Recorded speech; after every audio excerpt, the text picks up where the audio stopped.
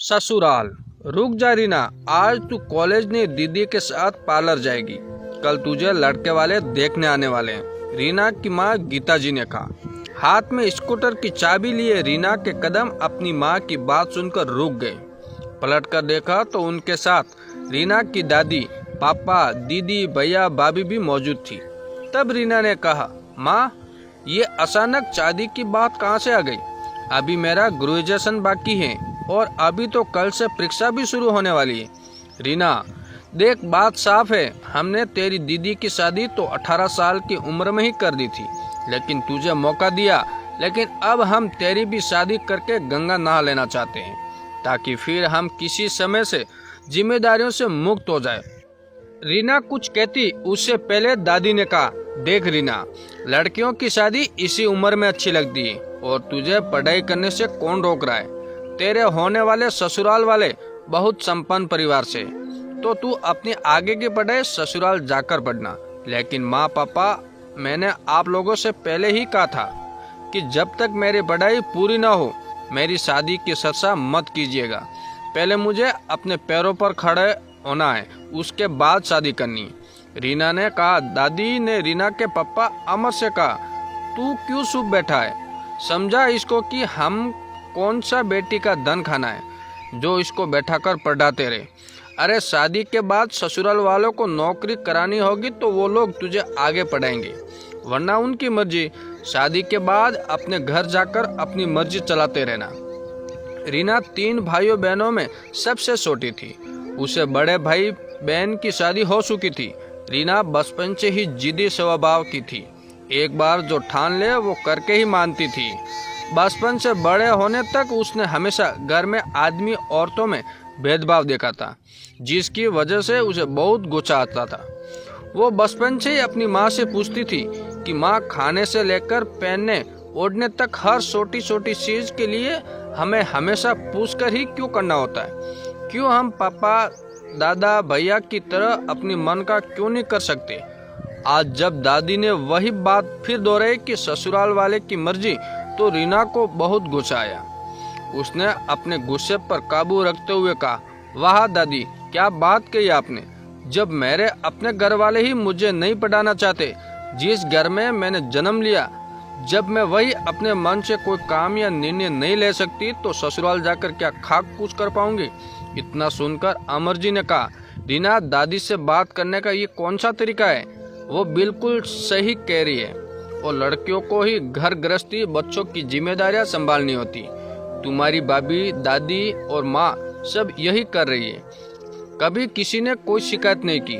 कम से कम उन लोगों को देखकर तो कुछ सीख लेती।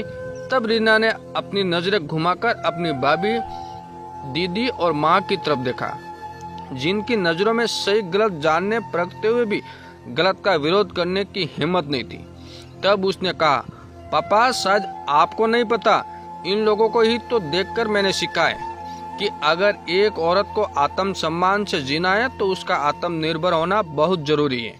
जानते हैं पापा, जब से होश संभाला है, बस तब से यही देखा है कैसे माँ हमेशा एक कोने में डूबती रहती थी। आप सबको उनकी जब जरूरत होती प्यार से बुलाते और जब जरूरत पूरी तो दुत्कार दी जाती। जैसे ये मेरी स्कूटी की चाबी है, जैसे मैं इसे काम लेकर उसे वही टांग देती हूँ, उसी तरह पहले मेरी माँ, अब भाभी और दीदी, ये सब भी सबके लिए खुशियों की चाबी ही तो बनकर रह गई। होश संभाला तब से सिर्फ ये देखा, छोटे बड़े घर के सारे काम कर माँ घर के किसी कोने में डूबती रहती। कभी स्वतंत्र होकर कोई निर्णय नहीं लिया, चाहे वो खुद के कपड़े पहनने के हो या मायके अपने माता पिता से मिलने जाना हो। हर बार वो आप सबका मुंह ताकती रहती। पापा, बेटी के पिता होने का मतलब ये नहीं कि आप अपनी बेटी के बड़े घर ब्याह करके जिम्मेदारियों के हाथ खड़ा कर ले और शाबाशी भी खुद ही खुद की पीठ थपा ले।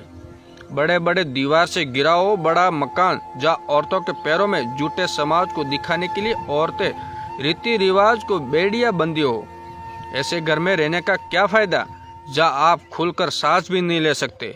छोटी छोटी गलतियां पर घर की औरतों के साथ मारपीट और गाली गलौज किया जाए, उन्हें बार बार अपमानित किया जाए, अपने ही मायके आने और माता पिता से मिलने के लिए इजाजत लेनी पड़े। एक बात बताइए पापा, क्या आपने कभी पूछा दीदी से कि बेटिया तू ससुराल में खुश तो है ना, तुझे कोई तकलीफ तो नहीं? लेकिन अफसोस, आपने ऐसा कुछ नहीं किया। क्यों? क्योंकि आपको फुर्सत ही कहाँ है अपनी पीठ थपथपाने में।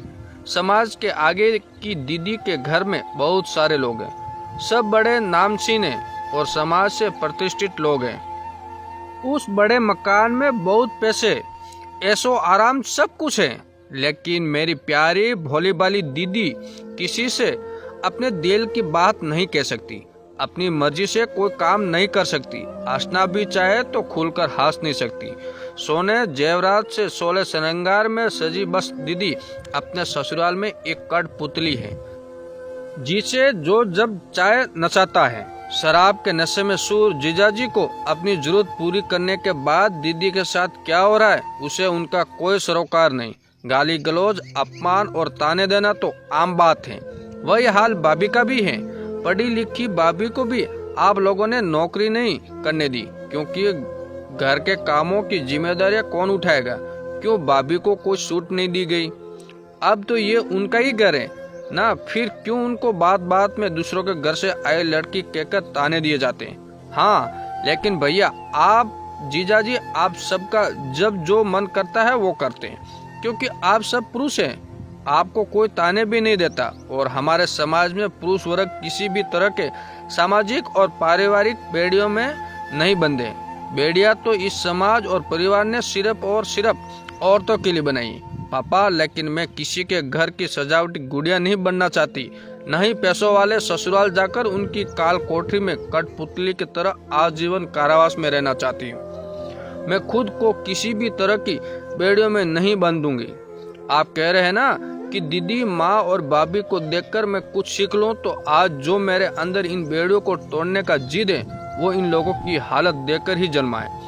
मैं दुल्हन बनकर 16 श्रृंगार करने से पहले पढ़ लिख कर अपना आत्मविश्वास और आत्म सम्मान कमाऊंगी, अपनी पहचान बनाऊंगी, जिसे मुझे इन लोगों की तरह बात बात में बेकार, बददिमाग, बेवकूफ, लाचार और बेसारी कहकर ना कोई अपमानित कर सके, ना लज्जित। मैं अपना आशियाना खुद बनाना चाहती हूँ और अपनी जरूरत भी खुद पूरी करना चाहती हूँ। जब से सब चुप थे, क्योंकि बात तो सही कही रही थी रीना ने। जब रीना की दीदी ने आगे बढ़कर कहा, पापा रीना गलत तो नहीं बोल रही है, और एक बेटी अपनी मन की बात अगर अपने पिता से नहीं कह पाएगी तो किसे कहेगी? फिर पीछे से रीना की भाभी ने कहा, बाबूजी रीना सही कह रही है, कृपया उसको पढ़ने दे, शादी का बाद में सोचिएगा। बड़े बुजुर्ग लोग कहते हैं कि जिस औरत के साथ उसके पिता और पति मजबूती के साथ खड़े रहते हैं, उस औरत को कोई कभी नहीं अपमानित कर सकता। और एक पिता तो अपनी बेटी के जीवन का मजबूत स्तंभ होता है। अमर ने रीना की तरफ देखा तो रीना ने कहा, पापा मैं कॉलेज जा रही हूँ और आप इसे मेरी जिद समझो या आग्रह, मैं बिना आत्मनिर्भर बने शादी नहीं करूँगी। कहते हुए रीना वहाँ से कॉलेज के लिए चली गई। दोस्तों, ये कहानी आपको कैसी लगी और आपको क्या सीख मिली?